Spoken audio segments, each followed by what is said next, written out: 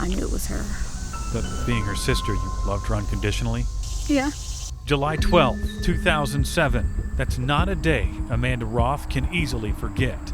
That's the day her older sister, Buffy Jo Freeman, was found dead in Snyder Park in Springfield. I dream about my sister, how she was murdered, what could have possibly happened. 7 years later, Springfield police want to know what happened too.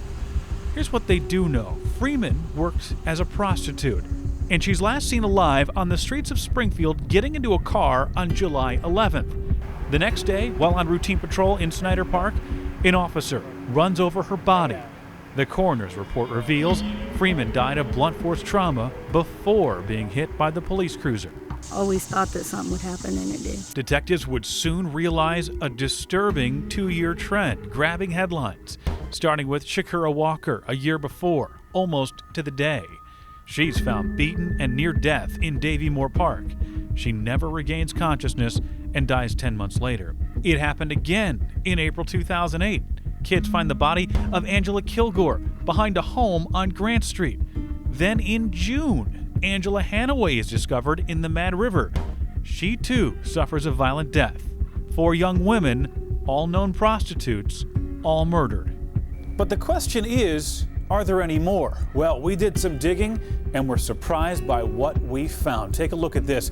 Another 5 women, for a total of 9, all killed in Clark County. All of these somewhat similar. And that has the sheriff asking if this is the work of a serial killer. It might be connected. Sheriff Gene Kelly spent decades combing through these files. These are my personal handwritten notes. And always comes back to the same one.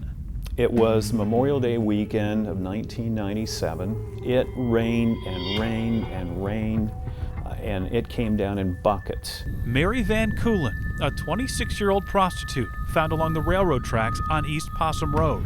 She just saw this body in the weeds alongside the road. Roberta Ober's daughter, Angela, found the body. She was thinking it was a person that needed help, and so she was going to help them.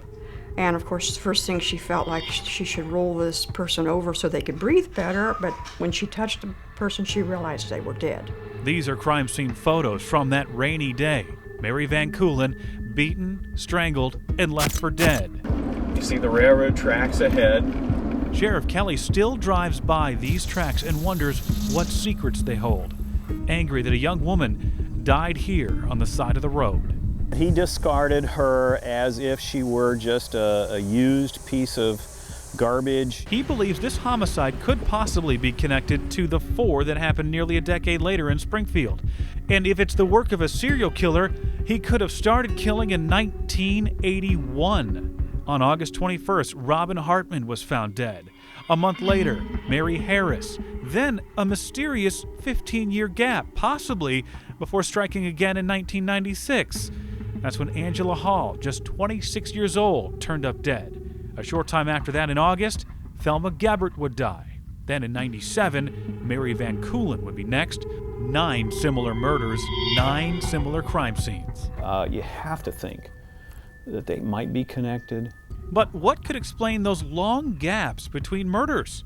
The sheriff has a number of theories. They either got caught doing something, went to prison, they were killed, or they moved to another location. The secrets that Mary Van Coolen took to her grave could be brought to light with technology. The sheriff recently resubmitted all of the evidence to the state crime lab. If they can get a DNA match, it may solve more than one crime. And we're hoping that through one piece of evidence, a resubmission, that we can get that final piece of evidence that'll lead us to the suspect that might solve this case and several others. I haven't had any closure, and I'm still having dreams and stuff, so it's very important. And hopefully bring that closure to loved ones like Amanda. She warned her sister about the life she led and what could happen on the streets. None of that matters anymore. Only justice is on her mind. No matter what she done, Jesus always forgives people, and she didn't deserve to die.